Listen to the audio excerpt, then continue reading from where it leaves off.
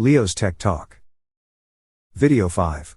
Radio wave attributes. Since Wi-Fi relies on radio waves, understanding their fundamental attributes is essential. These attributes dictate how a signal behaves and determine the overall performance and reliability of your wireless network. Radio waves are characterized by three key properties or attributes: amplitude, frequency, phase. These properties can be adjusted over time to carry information. Understanding them is essential for designing, implementing and troubleshooting any wireless communication system. Amplitude.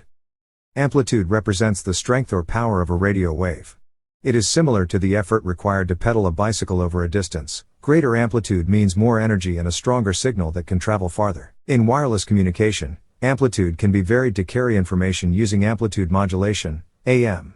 A stronger input increases the wave's amplitude, while a weaker input reduces it. Radio wave amplitude is measured in watts, indicating the signal's power.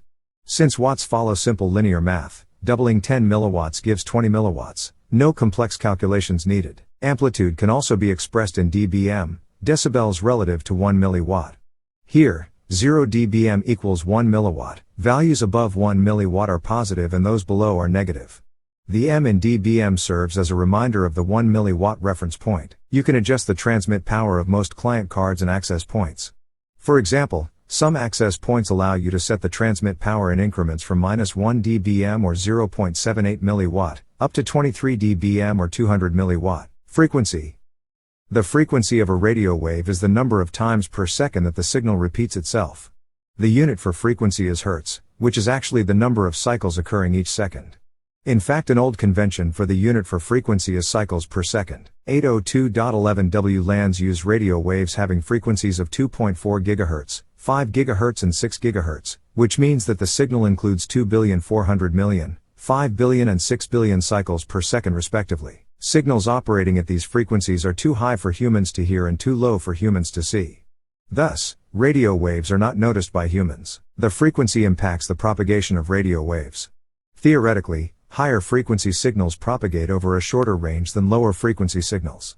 In practice, however, the range of different frequency signals might be the same, or higher frequency signals might propagate farther than lower frequency signals. For example, a 5 GHz signal transmitted at a higher transmit power might go farther than a 2.4 GHz signal transmitted at a lower power, especially if electrical noise in the area impacts the 5 GHz part of the radio spectrum less than the 2.4 GHz portion of the spectrum. Phase. The phase of a radio wave refers to the position of the wave at a specific point in time, relative to a reference signal.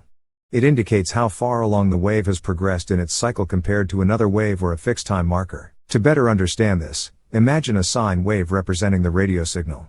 One full cycle of this wave is divided into 360 degrees, similar to how a circle is divided. Phase represents a shift or offset along this cycle.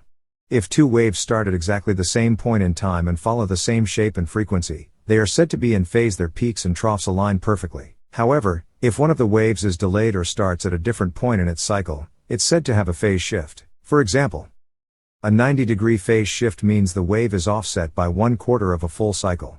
Its peak will appear where the original wave is just starting to rise.